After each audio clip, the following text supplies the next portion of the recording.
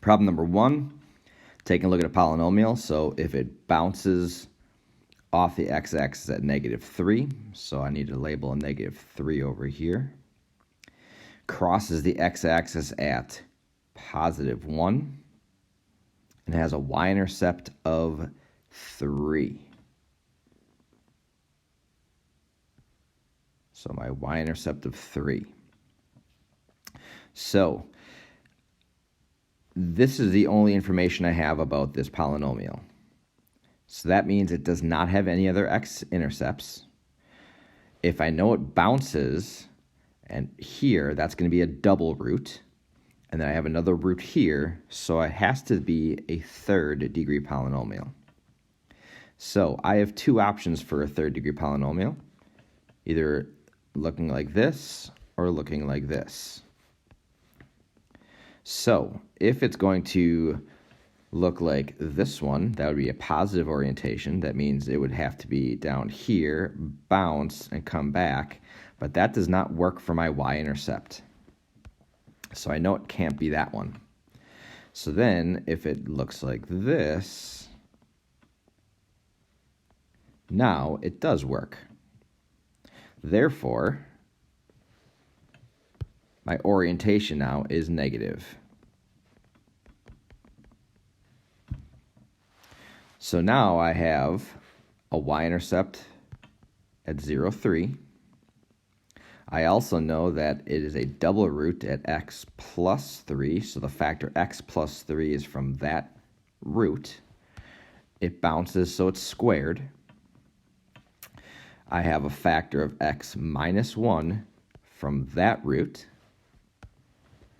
I know it goes through the point 0, 3, so if I have an a value, y equals, now I can substitute those values in. 3 is my y value, equals a 0 plus 3 squared,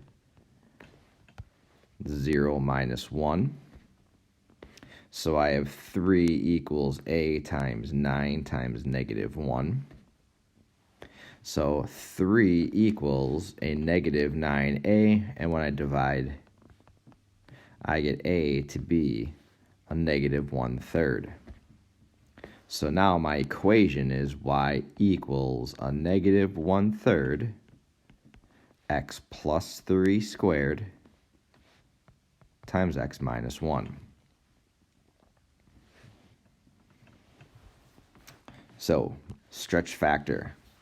How do I know it's correct? It's because I substituted in and solved for my stretch factor. It also has negative orientation, and when I solve, I get a negative a value. So everything looks to be good on that problem. Problem 2.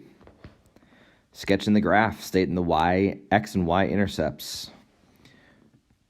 -5 is going to be my root. +1. +7. It is a 4th degree, so with a positive orientation, so it's going to look like a W. It's going to bounce at that one. So it's going to go through, bounce, and through. Solving for my y-intercept, because I now have my x-intercept. Solving for my y-intercept, I'm putting in 0, 0, and 0. That gives me 5 times a -1 squared times a -7. So 5 times 1 times a -7 means my y-intercept will be -35. Problem B. Negative orientation, 3rd degree, and I have roots at -3, -2, and +5. So 3rd degree with negative orientation means my arrows are going to be up here and down here. So nothing is bouncing, goes through, goes through, goes through. y-intercept 0, 0, and 0. So I have a negative, and then I have 3 and 2 and negative 5. 3 times 2 is 6, times 5 is 30. 2 negatives make a positive, so my y-intercept is at 30. Problem C. Negative orientation. I have 1, 2, 3, 4, 5. It's a 5th degree with negative orientation. So arrow up here, arrow down here. That factor gives me 0. That one's going to be a negative 3. And that one's going to be a positive 4. Bounces and bounces for both of those. So it's going to go here and bounce. It's going to go through 0 and bounce, and there it is.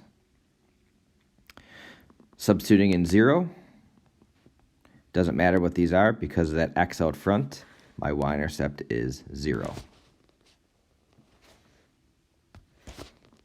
And the last one, finding the equation. So this point right here, that root is at negative 3.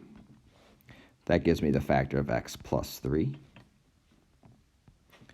That root right there is at 1. The factor is x minus 1. And that root is at 4, so it's x minus 4. To solve for my a value, I use my coordinate point here. So I now have 12 equals a. Put in zeros, I have 3, negative 1, negative 4. 12 equals 12a, and a equals 1. So my equation is just y equals x plus 3, x minus 1, x minus 4. Problem B. I have a root right here at negative 5, so it's x plus 5. Negative 2 is x plus 2. 3 is an x minus 3. And a positive 5 is an x minus 5. Put in my a value and the y equals. Coordinate point. So negative 15 equals a times, I'm going to put in 0 for x's. 0's here for all of those, so it's going to be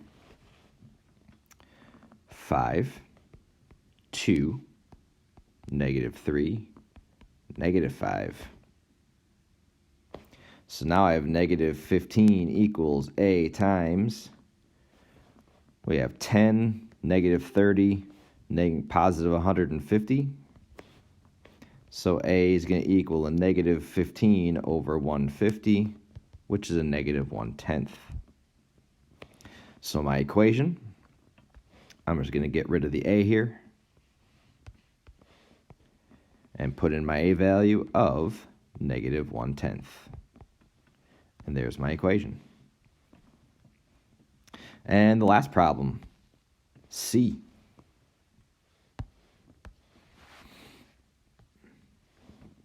Root there is at negative 5, so it's x plus 5. Root over here is at negative 3, so it's x plus 3. And that one is a, what is that, 5, positive 5, so it's an x minus 5.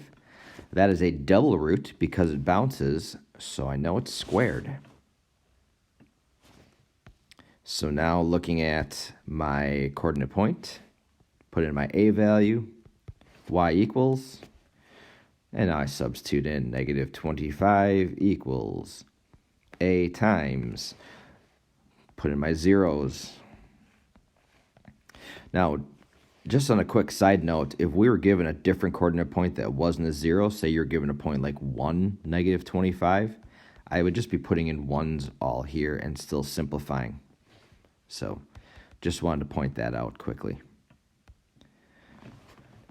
5, 3, negative 5 squared. So I have negative 25 equals a times 5 times 3 times 25. If I want to get this here without a calculator, I could just say I'm going to divide by 25 quickly. I'll cancel out there and there, so now I have a negative 1 equals 15a, and divide now by 15. So my a value is going to be a negative 1/15. Or you could just use a calculator and get what those numbers are. So now my equation, going back here and just putting in my a value. So my equation here now is going to be